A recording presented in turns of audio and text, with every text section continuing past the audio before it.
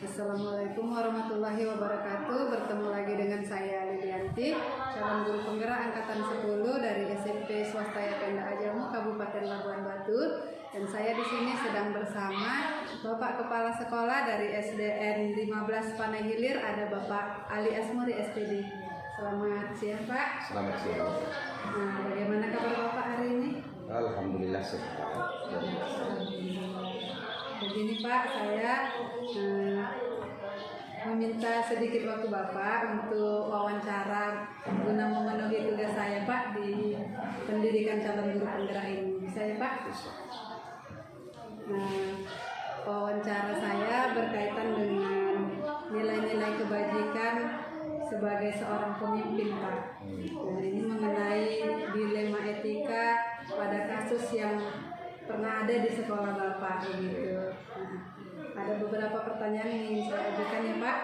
Pertanyaan yang pertama, selama ini bagaimana Bapak dapat mengidentifikasi kasus-kasus yang merupakan dilema etika atau bujukan moral Pak?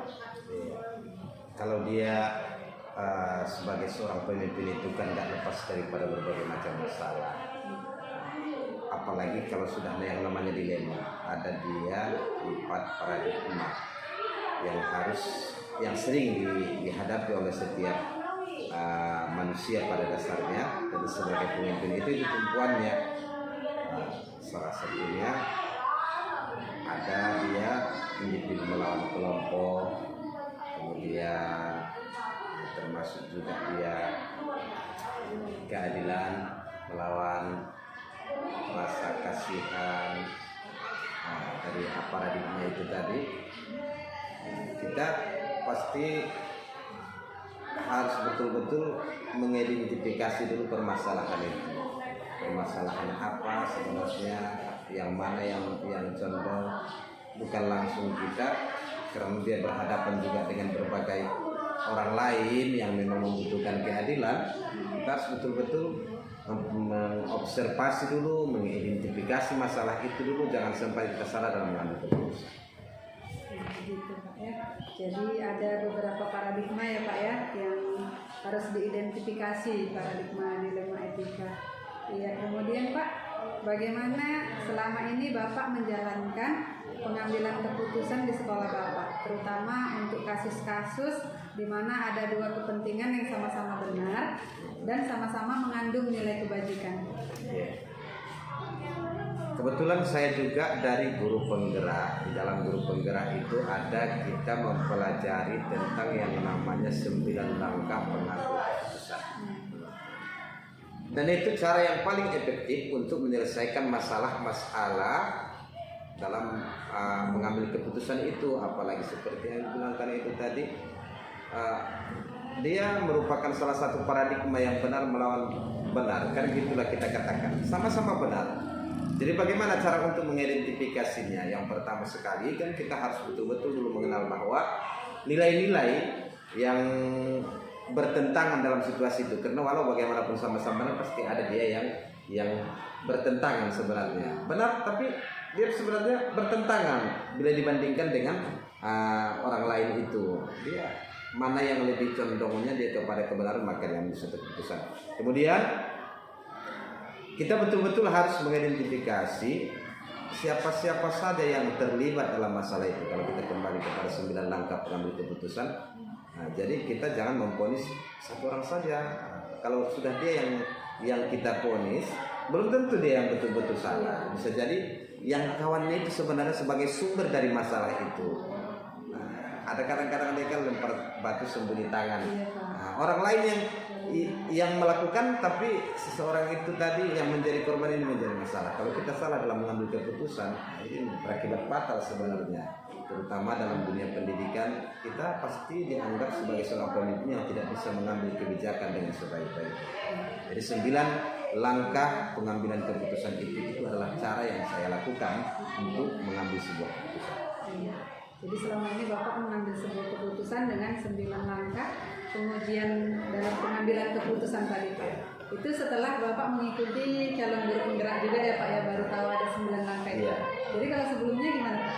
Sebelumnya saya selalu melihat pemandangan saya hanya melihat ya, siapa yang nampak bersalah itu yang dijadikan sebagai korbannya. Jadi kurang memahami bagaimana 9 langkah ini selama ini.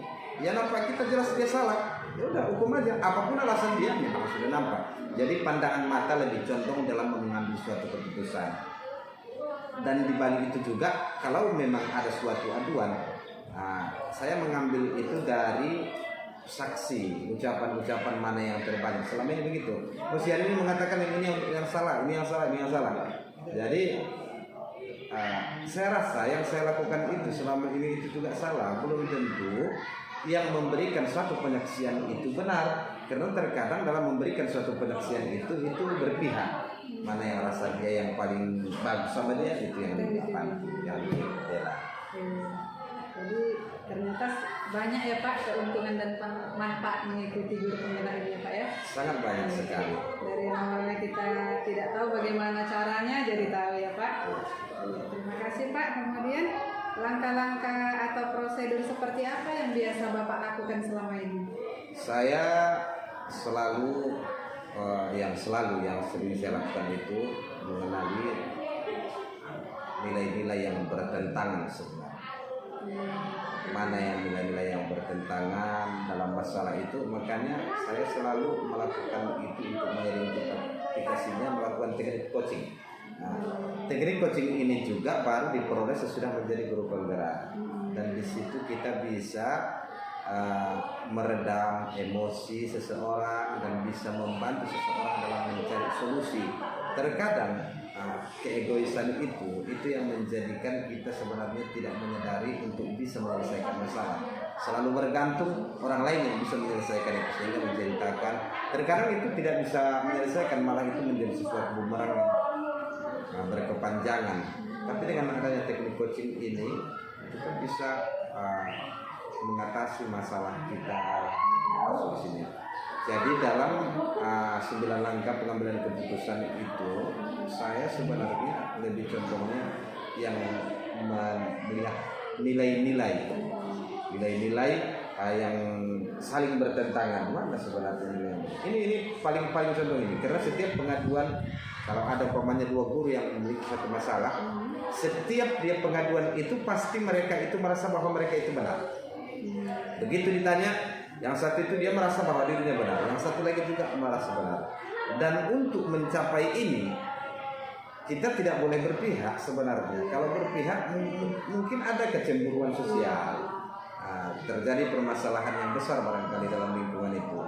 Tapi kalau kita bisa memahami tentang nilai-nilai, mana sebenarnya yang bertentangan, mana dia sebenarnya yang lebih bagus, itu akan lebih memudahkan kita dalam mengidentifikasi masalah.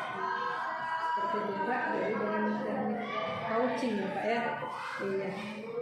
Jadi Pak, itu tadi hal-hal yang efektif dalam mengambil keputusan gitu ya Pak ya, coaching. Dan kemudian Pak, hal apa yang selama ini merupakan tantangan Bapak dalam mengambil keputusan pada kasus-kasus dilema etika yang ada di sekolah? Ya, pastinya yang menjadi tantangan itu sebenarnya kecemburuan sosial. Betul. Sudah selesai pun masalah itu, tapi karena dia merasa disalahkan, dia ada rasa kecemburuan. Oh, bapak ini berpihaknya sama ini, ada anak kandung, ada anak tiri, kayak gitu. Itu bahasa yang biasa dilakukan. Padahal sebenarnya sudah betul-betul ia menyadari bahwa dia salah, tapi ternyata untuk menempatkan ke dalam dirinya bahwa aku ini adalah salah itu berat. Tetap harus ada dia korban, ada dia yang harus ditimpakan dalam masalah itu. Maka kalau kita sebagai seorang pemimpin yang menyelesaikan masalah itu, pastinya menjadi korban itu. Ada kecemburuan sosial, itu yang paling berat. Itu tantangannya Pak ya, kecemburuan sosial tadi. Berarti masalah dilema etika yang sering Bapak hadapi ini antara guru dengan guru lah ya Pak ya. Pada dasarnya ya, kepala sekolah ya Pak ya, guru dengan guru gitu. Dari lingkungan sesama apalah ya Pak, guru ya, komunitas kita kan, sekolah. Ya, komunitas sekolah. Kemudian Pak, Bapak memiliki sebuah jadwal gitu Pak, jadwal tertentu atau tata kala dalam menyelesaikan kasus dilema etika ini. Apakah Bapak langsung menyelesaikannya di tempat atau Bapak ada mengajak jumpa kumpul di mana gitu di luar dari sekolah gitu, membuat pertemuan gitu Pak untuk menyelesaikan kasus kalau ada. Kalau penjadwalan sebenarnya tidak ada ya, karena tidak setiap minggu, tidak setiap hari orang punya masalah. Terkadang dia bisa jadi setiap hari, terkadang sebulan sekali.